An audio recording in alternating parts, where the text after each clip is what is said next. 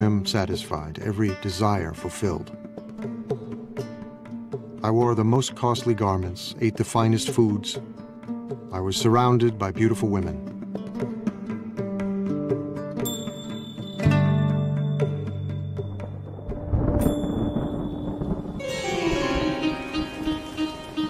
I wore the most costly garments. During the rainy season, I stayed in my palace. I was surrounded, entertained by musicians and dancing girls. I never even thought of leaving. His father, drawing him tighter into palace life, married him to his cousin. It was long before they fell in love. His father, drawing him he was totally in love with her. To palace there life. Is a story that on their honeymoon, which was about 10 years long, at one time they rolled off the roof that they were making love on while in union, and they fell down.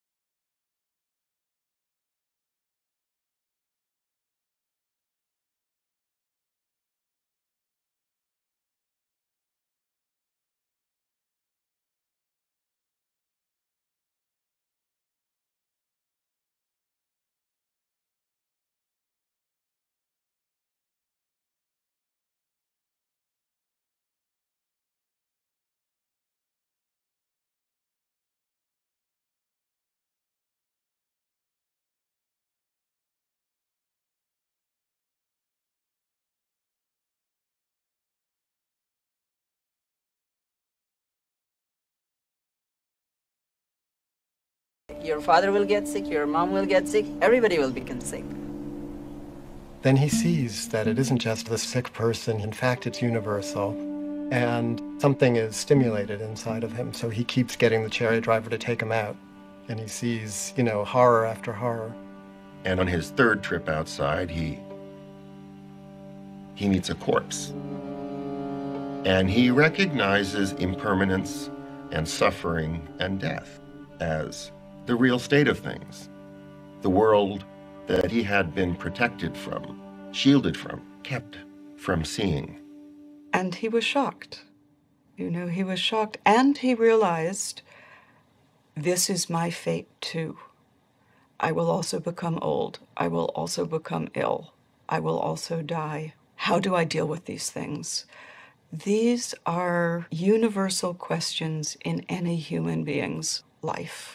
What it's like to be in a body inside of time and our fate, and how do we navigate that?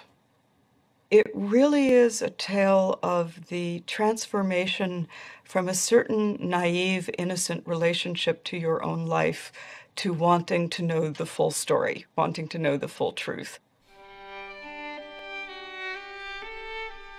And then the fourth trip outside, he sees a spiritual seeker, someone who has decided to live a life completely other than his life in order to escape from impermanence, suffering, and death. So he has this sort of traumatic encounter with the pain and suffering of life.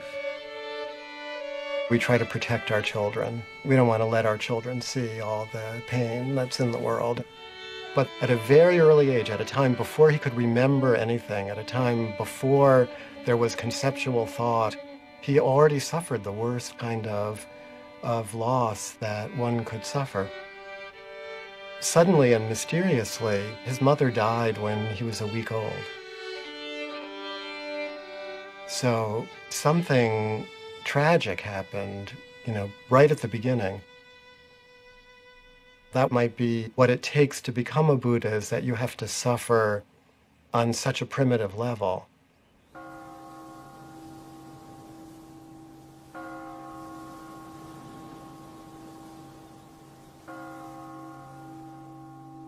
"29 years old, profoundly troubled, Siddhartha was determined to comprehend the nature of suffering. He resolved to leave the palace.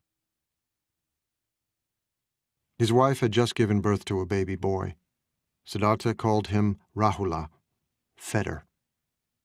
He names his son Fetter. He names his son Ball and Chain. This is the fetter that will keep me tethered to this life. This is what will keep me imprisoned.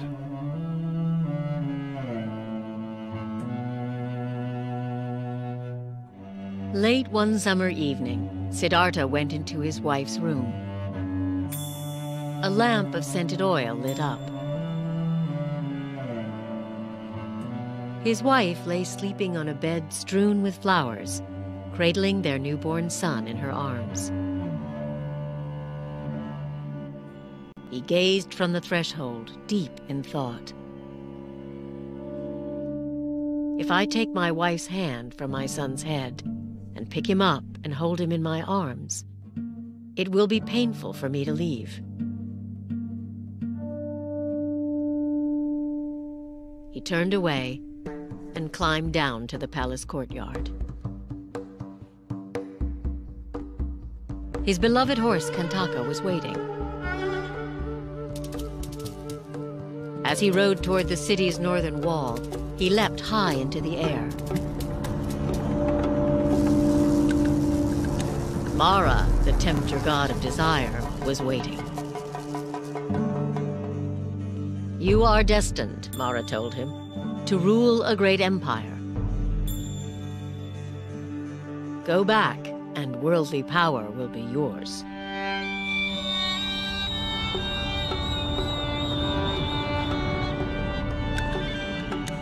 Siddhartha refused. He left grief and probably absolute puzzlement and dismay in the hearts of wife, in the infant son who was innocent and yet was suddenly fatherless, and of course his own father. But there is no knowledge won without sacrifice. On the bank of a nearby river, he drew his sword. Although my father and stepmother were grieving with tears on their faces, he said, I cut off my hair, I put on the yellow robes and went forth from home into homelessness.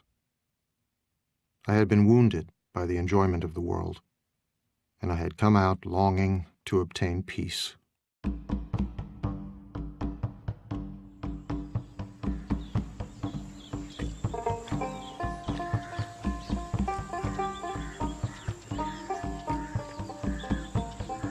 Siddhartha wandered south toward the holy Ganges River. Once a great prince, now he became a beggar, surviving on the charity of strangers. He slept on the cold ground in the dark forests of banyan, teak, and sal that covered the northeastern plain, frightening places where wild animals roamed and dangerous spirits were said to live.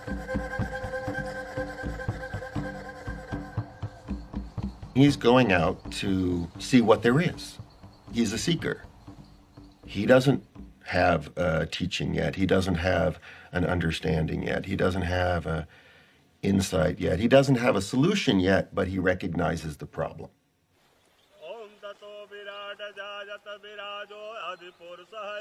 Siddhartha could not expect help from the religion of the time, the ancient Vedic religion, steeped in ceremony and ritual.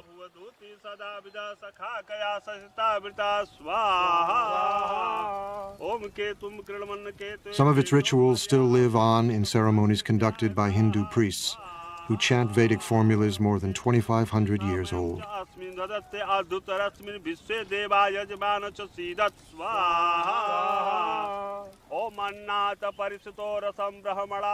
ये जब यहाँ पे सभ्यता का विकास हुआ, आज के करीब हजारों वर्ष पहले, ये जो हम पूजा करते हैं, अपने यज्ञ के विधान से हम अपने देवता और ग्रहों की जो उपासना करते हैं, उससे ये जो संसार में जितने भी प्राणी हैं, उनको सुख प्रदान करते हैं और आध्यात्मिक शांति प्रदान करते हैं। कर्पूर गौरम करुणावतारम For centuries, the Vedic rituals had commanded respect for the gods and inspired conviction. But by Siddhartha's time, the rituals no longer spoke to the spiritual needs of many Indians, leaving a spiritual vacuum and a sense of foreboding. The gods become less important than the rituals themselves. It's a period of great unrest. It's a period of social upheaval, social change. Cities were growing, generating new wealth and spiritual hunger. As one ancient voice cried out in despair, "The oceans have dried up, mountains have crumbled, the pole star is shaken, the earth founders, the gods perish. I'm like a frog in a dry well." A lot of people aren't satisfied with the religion that they grew up in. And when Prince Siddhartha decides to give up his life, he's doing something that lots of other people were doing. Siddhartha joined thousands of searchers like himself, renunciants, men and even a few women who had renounced the world, embracing poverty and celibacy, living on the edge, just as spiritual seekers still do in India today.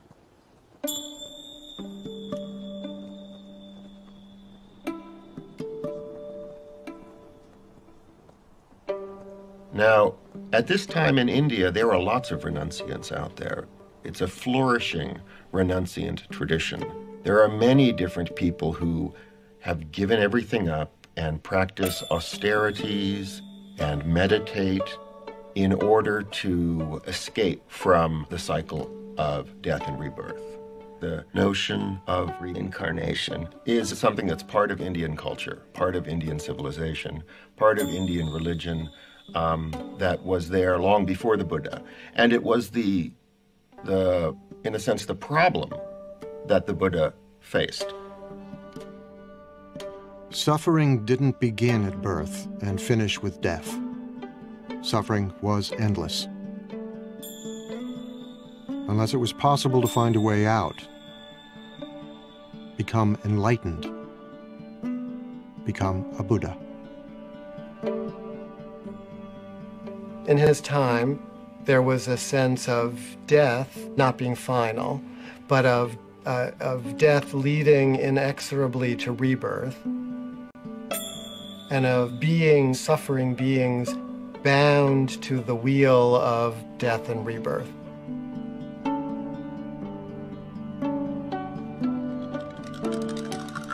It is said that Siddhartha had lived many lives before this one. As countless animals,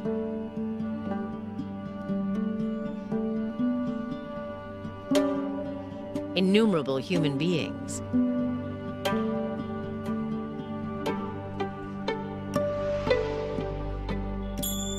and even gods.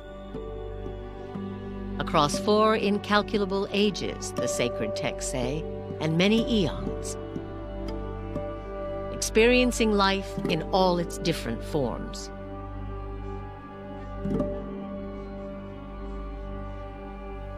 Siddhartha's previous lives, many eons, sometimes as a human being, sometimes as an animal, but then gradually, you see his practice becoming more higher and higher and deeper, deeper.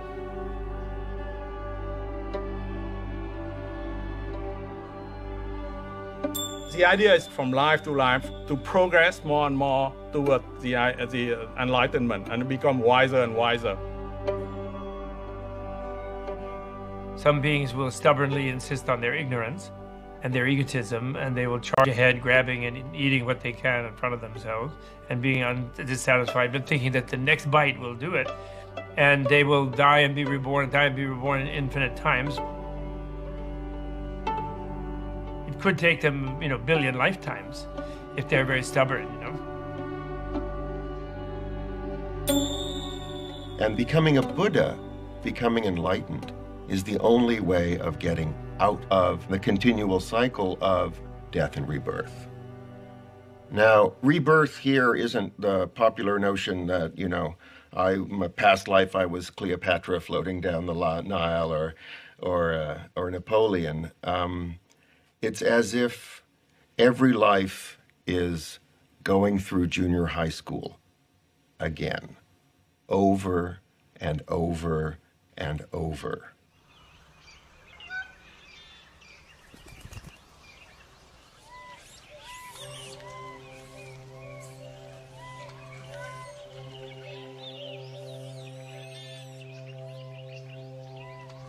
With the authority of the priests worn thin and wisdom seekers like Siddhartha roaming the countryside, holy men emerged, teaching their own spiritual disciplines.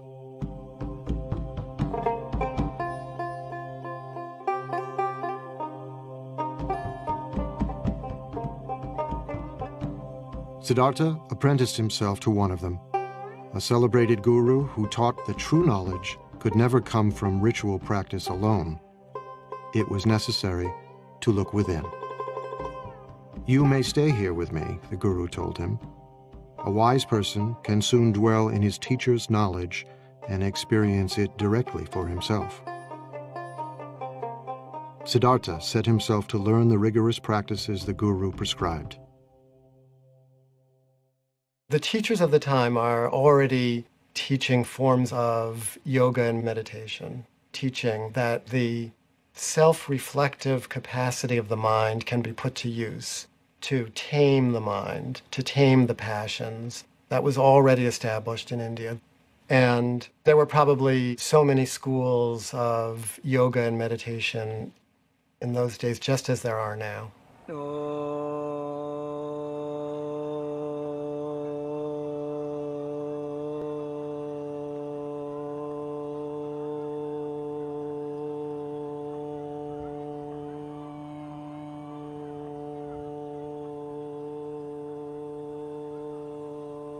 योग केवल शरीर के लिए नहीं है। शरीर के लिए तो अपने आप स्वाभाविक रूप से लाभ मिलता ही है। योग का जो मुख्य लक्ष्य है कि हम समाधि को प्राप्त कर जाएं। सर्वे भवन्तु सुखिना तुरंत नहीं आता। सर्वे by the Sadhana.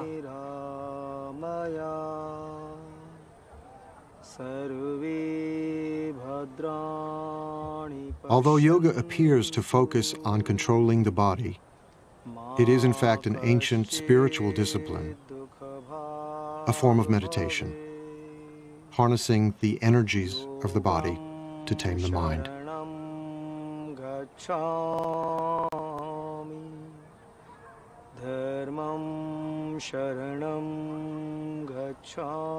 Some yogis learn to sit without moving for hours, breathing more and more slowly until they seem to be barely breathing at all.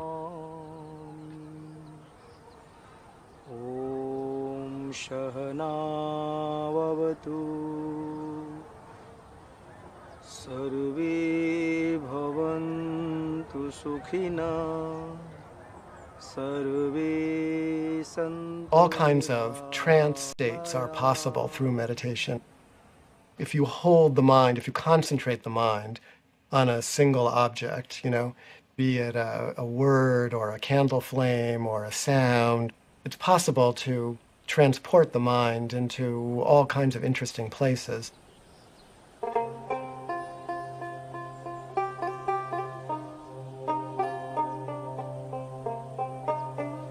The person who was to become the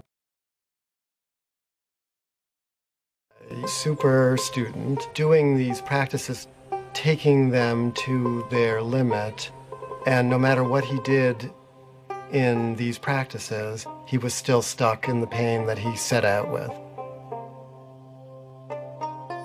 He ascends to these very rarefied states of consciousness, but it's not permanent. And it does not bring penetrating truth into the nature of reality. So these become a temporary escape from the problem of existence, but they don't solve the problem.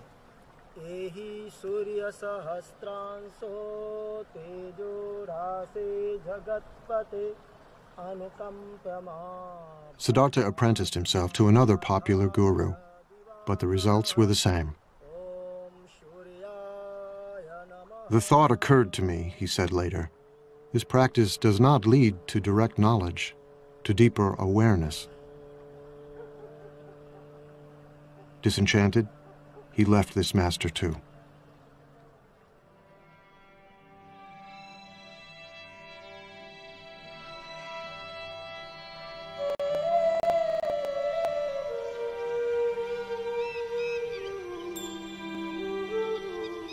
Siddhartha continued to drift south, still searching for the answer to his questions. Why do human beings suffer? Is there any escape? He's trying and trying and searching, and he already experienced extreme luxury, so now he tries extreme deprivation.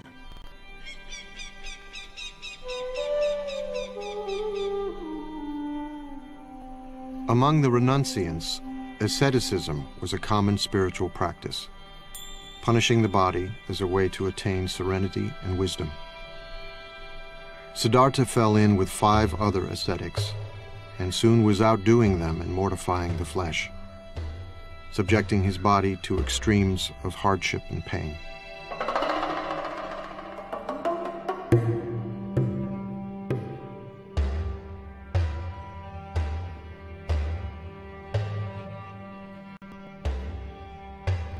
Body represents a fundamental problem. Old age brings a decrepitude to the body. Sickness brings pain and suffering to the body, and death is ultimately the cessation of the functioning of the body. So there was a sense that if you could punish the body sufficiently, you could escape its influence. You could transcend some of the limitations that the body seemed to impose. The ascetic pursues the truth by taking the requirements of survival down to the absolute minimum possible. Barely enough food to stay alive, no protection from the elements, no heat. Sit in the cold, sit in the rain. Meditate fiercely for all the hours of awakening. The step of renunciation, of shedding everything, of dying, the feeling that one is dying to one's life as it was, is essential to being reborn as someone who sees.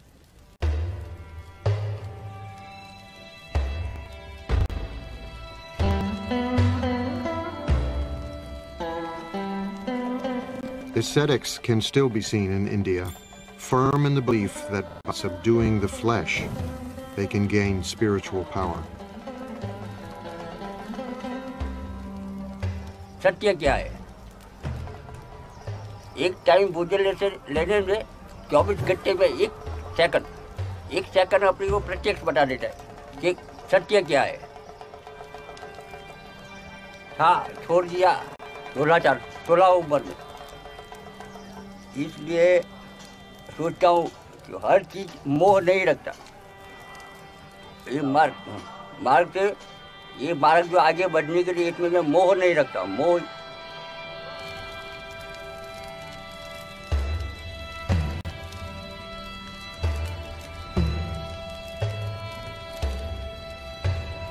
Emaciated, exhausted, Siddhartha punished himself for 6 years, trying to put an end to the cravings that beset him. He tortures himself, trying to destroy anything within himself that he sees as bad. The spiritual traditions of that time said you can be liberated if you eliminate everything that's human, everything that's coarse and vulgar, every bit of anger, every bit of desire. If you wipe that out with force of will, then you can go into some kind of transcendental state. And the Buddha tried all that, and he became, the most anorectic of the anorectic ascetics.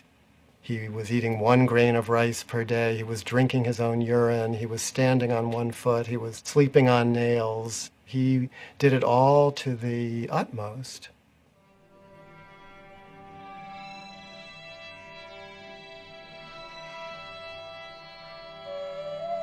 My body slowly became extremely emaciated, Siddhartha said. My limbs became like the jointed segments of vine or bamboo stems. My spine stood out like a string of beads. My ribs jutted out like the jutting rafters of an old abandoned building. The gleam of my eyes appeared to be sunk deep in my eye sockets, like the gleam of water deep in a well. My scalp shriveled and withered like a green bitter gourd, shriveled and withered in the heat and wind.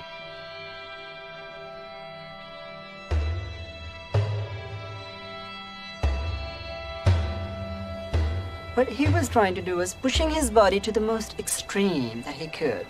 But then he realized that from that, he cannot gain what he wants. Trying to torture the body becomes too much. The whole attention is given to the body, nothing else.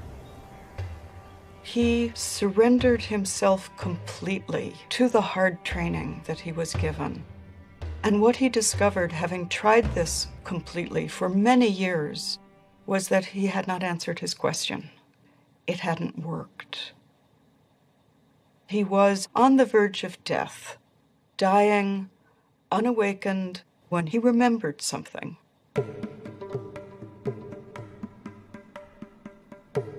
He remembered a day when he was young and sat by the river with his father, and the perfection of the world as it was simply gave itself to him. Years before, when Siddhartha was a small boy, his father, the king, had taken him to a spring planting festival.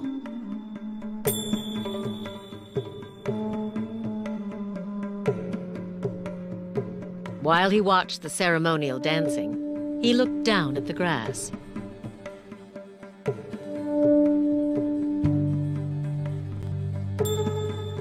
He thought about the insects and their eggs, destroyed as the field was planted.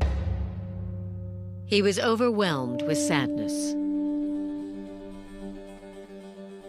One great taproot of Buddhism is compassion, which is the deep affection that we feel for everything because we're all in it together, be it other human beings, other animals, the planet as a whole, the creatures of this planet, the trees and rivers of this planet. Everything is connected.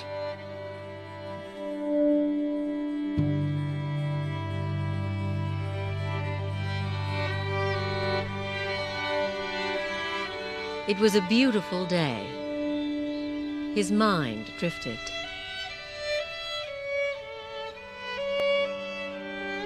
As if by instinct, he crossed his legs in the yoga pose of meditation.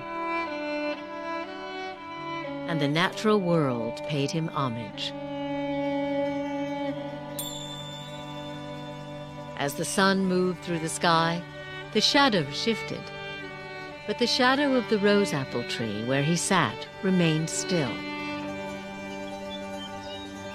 He felt a sense of pure joy.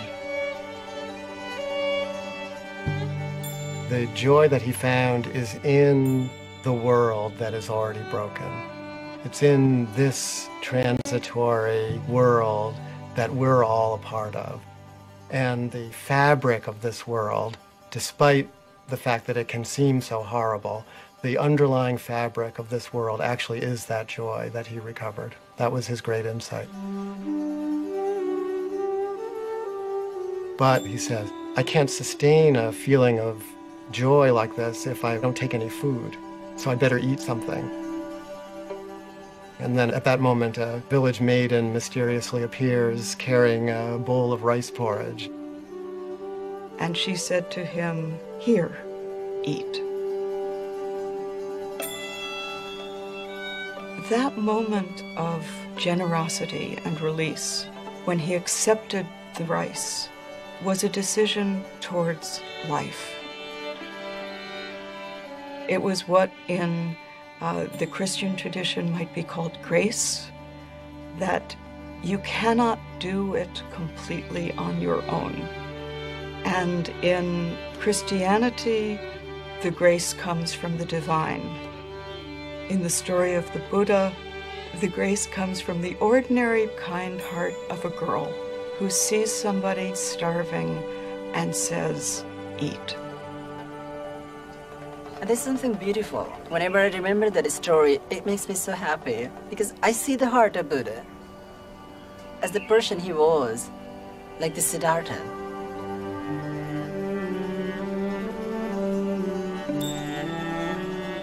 This dish was the dish he used to be fed by his stepmother, rice pudding. He was missing that so much. And then he remembered maybe further and further, and he remembered about his wife, about his son, and the deepest emotions that he had suppressed. They overpowered. They came up. They were still there. He had a feeling of missing. He had a feeling of seeing his son, and a feeling of being near his loved ones. They were so powerful. Oh, this must have soaked his whole entire being. He was actually an utter failure. He had been clinging to the path of asceticism, and when he took the food, what followed was a return of his original question. Life is painful. Life involves change. This is still a problem. The problem didn't disappear.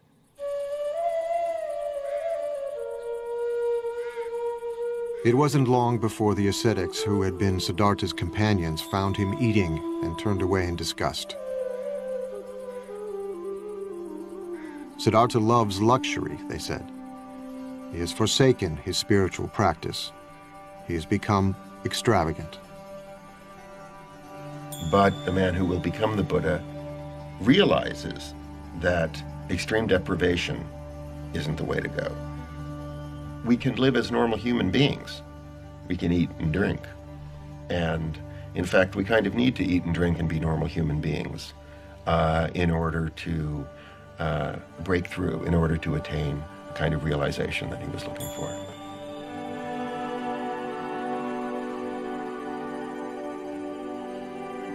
Siddhartha had put his faith in 2 gurus. They hadn't helped him. He'd punished his mind and body. That had almost killed him. Now, he knew what he must do. To find the answer to his questions, he would look within and trust himself.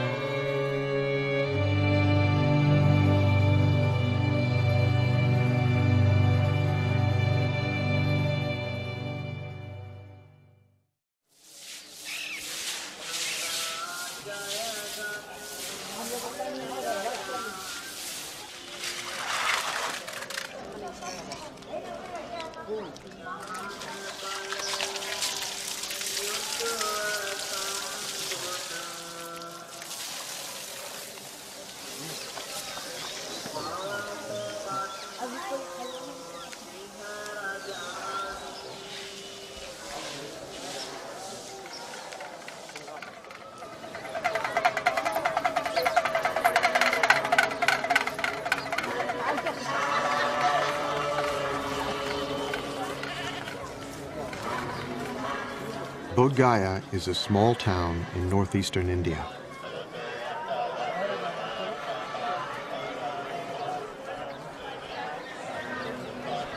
Throngs of pilgrims have come here from all over the world for more than 16 centuries.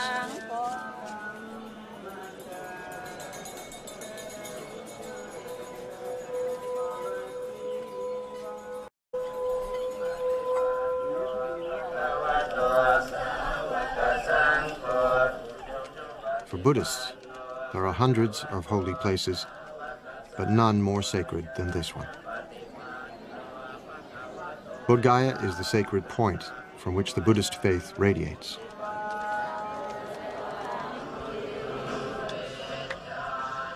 Some pilgrims travel great distances, reciting prayers and prostrating themselves every step of the way.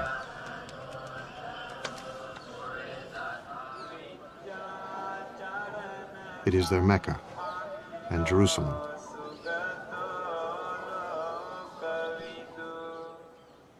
Their Holy of Holies is not the imposing temple beside them, but a simple fig tree, Ficus religiosa, the Bodhi tree.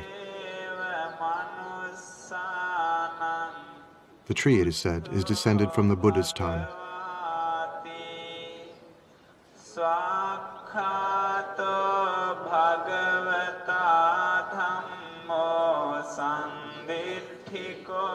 Every pilgrim knows the story of how Siddhartha, after accepting the rice milk from the young girl, put aside the rags he was wearing, bathed himself in a nearby river, and strengthened, sat down in the shade of the Bodhi tree and began to meditate. It was springtime. The moon was full. Before the sun would rise, Siddhartha's long search would be over. He sat down under a Bodhi tree in the shelter of the natural world in all of its beauty and fullness.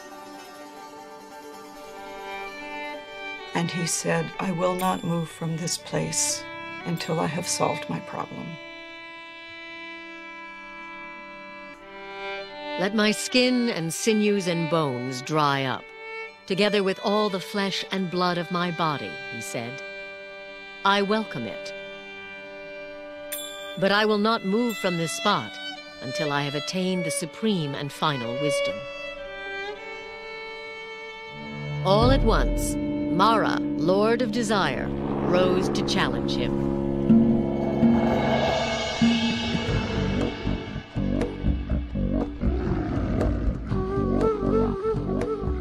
With an army of demons, he attacked.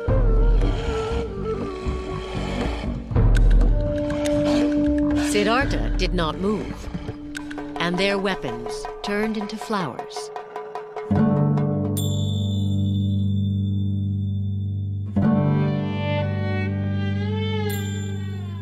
Mara is the ruler of this realm of desire, this world that we all live in. And what he's afraid Siddhartha is going to do when he attains enlightenment and becomes the Buddha is conquer that world. That is, he's going to do away with desire. He's going to wreck the whole game. Mara did not give up. He sent his 3 daughters to seduce him.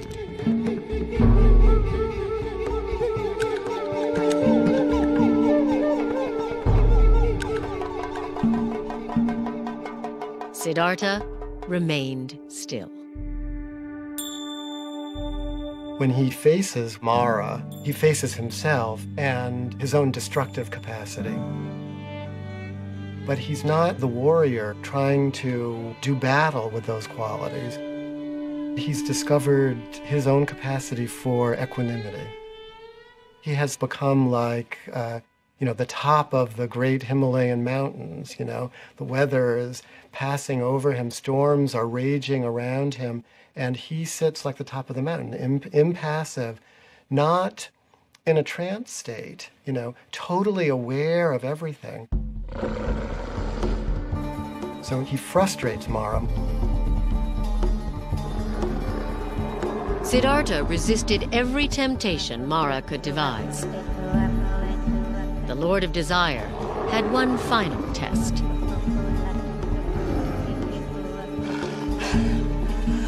He demanded to know who would testify that Siddhartha was worthy of attaining ultimate wisdom, and his demon army rose up to support him.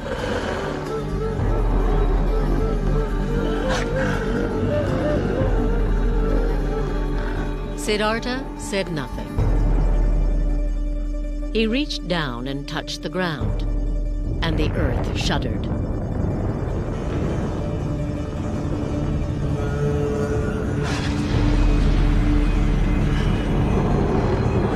Mara's demons fled.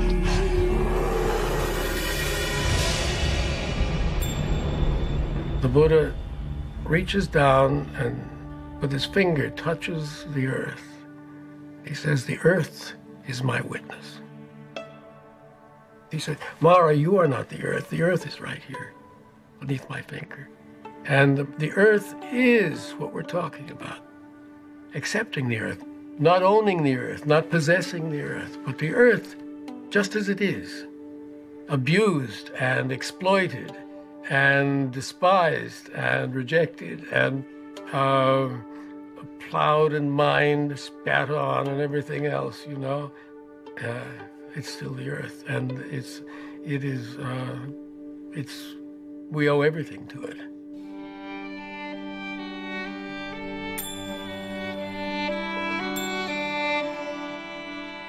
Siddhartha meditated throughout the night. And all his former lives passed before him.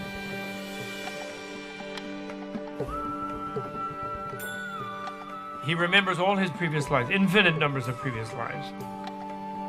Female and male and every other race and every other being in the vast ocean of life forms. And he remembered that all viscerally, so that means his awareness expanded to be all, so that all the moments of the past were completely present to him. He gains the power to see the process of birth, death, and rebirth that all creatures go through. He's given this sort of cosmic vision of the workings of the entire universe.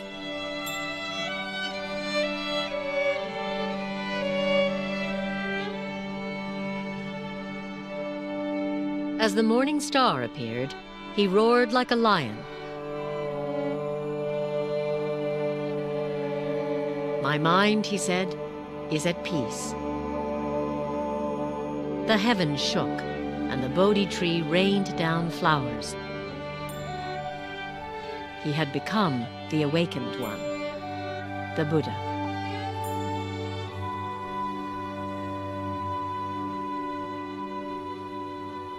Something new opens up for him, which he calls nirvana, or which he calls awakening.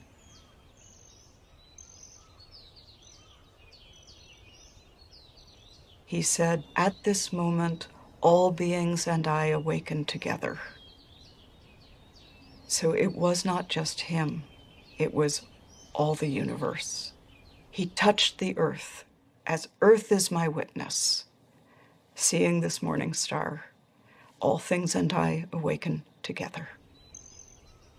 It's not like entering a new state, it's uncovering or surrendering to the reality that has always been there. He realized he'd always been in nirvana, that nirvana was always the case. Your reality itself is nirvana. It's the unreality, it's your ignorance that makes you think you're this self-centered, separate being trying to fight off an overwhelming universe and failing. You are that universe. You're already enlightened. He's saying the capacity for enlightenment, that your awakeness already exists within you.